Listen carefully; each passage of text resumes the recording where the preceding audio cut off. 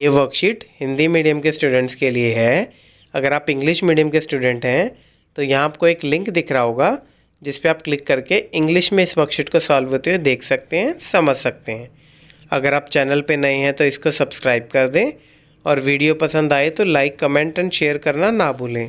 तो चलिए स्टार्ट करते हैं। सबसे पहले विद्यार्थी अपना नाम लिखेंगे, यहाँ कक्षा अध्यापक का नाम हो जाएगा। तो इस वर्कशीट में हम बात करेंगे प्रकाश की। प्रकाश में भी हम क्या बात करेंगे, प्रकाश का परावर्तन, कैसे रिफ्लेक्शन होती है लाइट की। अमन 7वीं कक्षा का एक बहुत ही जिज्ञासु छात्र है, ने अध्ययन किया कि प्रकाश सीधी रेखा पथ पर चलता है, मतलब लाइट जो है सीधी लाइन में चलती है। लेकिन उसके मन में एक सवाल बार बार आ रहा है कि जब प्रकाश किसी चमकदार सतह पर गिरेगा तो क्या होगा। कि उसको तो पता है कि सीधी लाइन में लाइट चलती है, बट उसके सामने कोई चमकदार सतह आ गई तो क्या होगा। उसने अपने सहपाठियों के साथ इस पर चर्चा की और फिर अपने शिक्षक से इसे समझाने के लिए कहा। उनके शिक्षक ने एक प्रदर्शन के द्वारा इसे समझाया। जानने योग्य एक चमत्कार सतह या तो अत्यधिक पॉलिश की गई सतह या दर्पण होती है। जो रिफ्लेक्टिव जो सतह होती है या तो ज़्यादा ही पॉलिश की गई होगी, वो होती है जैसे बड़ी चम्मच वगैरह होगी, कड़छी वगैरह होगी, वो होगी जिस पे ज़्यादा पॉलिश की गई है। या कोई दर्पण होगा जो हम नॉर्मल मिरर यूज़ करते हैं घर में, वो होगा। अब ये देखिए, इसमें आपको दर्पण है, उसके सामने आपको दिख रहा है कि एक अपना हीरो खड़ा है, उसको उसका प्रतिबिंब दिख रहा है। और ये दूसरा क्या दिख रहा है कि जैसे सूरज की रोशनी अगर हम दर्पण पे डालते हैं और फिर किसी दूसरी सतह पर डालते हैं तो उसकी रोशनी वहाँ पे भी जाती है। इसका मतलब लाइट सीधी रेखा में यहाँ आई और इससे रिफ्लेक्ट होके या परावर्तन होके और दूसरी जगह उस पर पड़ रही है। ये आपने देखा भी होगा, कोई शीशा वगैरह होगा आपके घर में, तो अगर सूरज की रोशनी उस पर पड़ रही होगी तो दूसरी जगह एक सफ़ेद रोशनी टाइप बनाती है। अब एक समतल पृष्ठ से परावर्तन, ये एक आपका एक एक्टिविटी टाइप है, उसको देख लेते हैं। आइए निम्नलिखित गतिविधि करें। एक टॉर्च लीजिए, जैसे ये टॉर्च ले ली है, उसके कांच को चित्र 3 में दिए गए अनुसार काले रंग के चार्ट पेपर के टुकड़े से ढक लीजिए। अभी एक टॉर्च थी, उसके ऊपर ब्लैक कलर का चार्ट पेपर हमने लगा दिया है, उसके मुंह को जहाँ से आपको लाइट आएगी उसमें, वहाँ पे। और उसमें 3 संकीर्ण स्लिट बनी हो, मतलब 3 आपने ऐसे छेद बना दिए, 3 ये लंबी वाले। इस प्रकार से आप ब्लेड से भी काट के इसको बना सकते हैं, कैंची से भी काट के इसको बना सकते हैं, बशर्ते इसमें जो स्लिट है वो संकीर्ण बताई हुई कि काफ़ी पतली होनी चाहिए। लकड़ी के किसी चिकने बोर्ड पर एक अन्य चार्ट पेपर की शीट फैलाइए, जैसे ये जिस पे ये दोनों चीज़ें रखी हुई हैं, एक लकड़ी का सतह है और उसके ऊपर ये चार्ट पेपर फैलाया हुआ है। चार्ट पेपर पर समतल दर्पण की एक पट्टी को लंबवत ऊर्ध्वाधर स्थिति में रखिए। अब ये दर्पण को रखा हुआ है हमने इस प्रकार से 90 डिग्री के, इस पे मतलब जो है पे नीचे सतह है उसके 90 डिग्री पे हमें रखना है। अब टॉर्च से प्रकाश की किरण पुंज को स्लिट्स के साथ दर्पण पर निर्देशित करें। अब ये आपने टॉर्च ऑन कर ली तो आपको क्या लगेगा, दर्पण जो आपका शीशा है उस पर इस लाइट को हमें डालना है। टॉर्च को इस प्रकार रखें कि उसका प्रकाश बोर्ड पर चार्ट पेपर के साथ दिखाई दे। तो आपने इस प्रकार ये देखिए, साइड अगर सीधा रखेंगे तो नहीं दिखाई देगा, पर थोड़ा सा साइड पे रखेंगे तो ये लाइट इस पे लगेगी और यहाँ से परावर्तित होकर ये इस तरह से वापस आती हुई दिखेगी आपको चार्ट पेपर पर।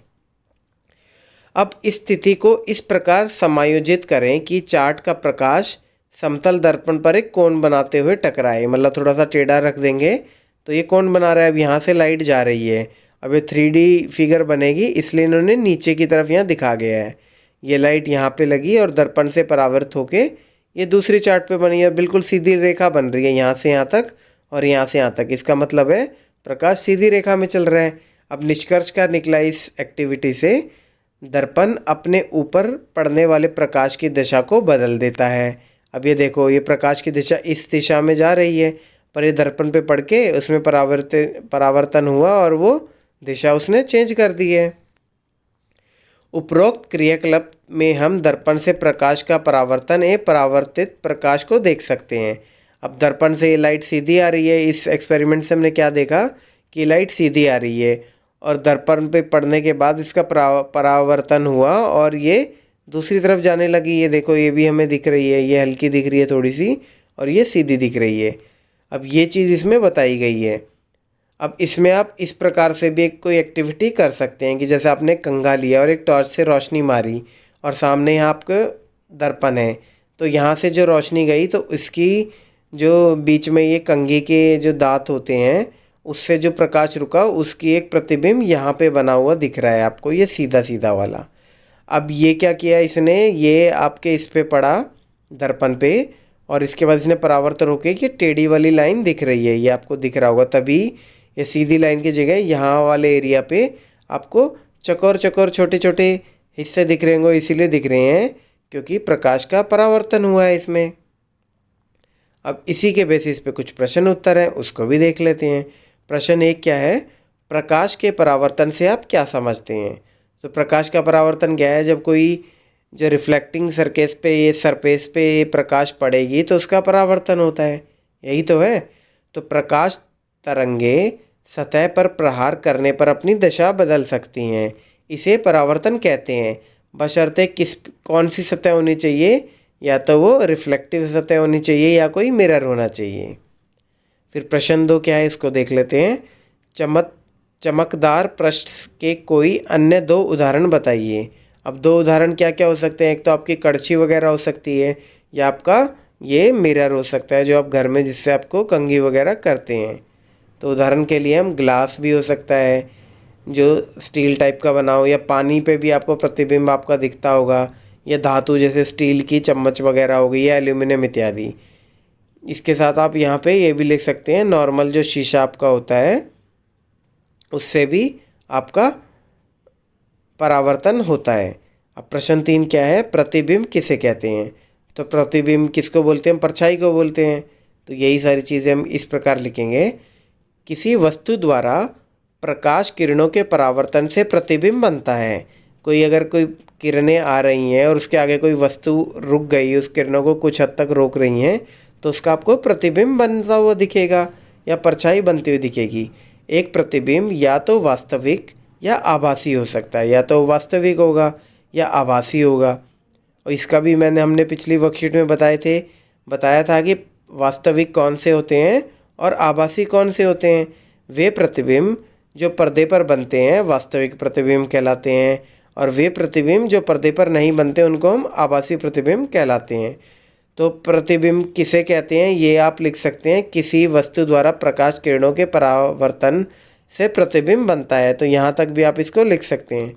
ये आगे वाली चीज़ें मैंने आपको समझाने के लिए लिखी हैं। इसी के साथ हमारी ये वर्कशीट आज की कंप्लीट हुई। मिलते हैं नेक्स्ट वीडियो में नेक्स्ट वर्कशीट के साथ। Don't forget to like, comment, share and subscribe the channel. Thank you.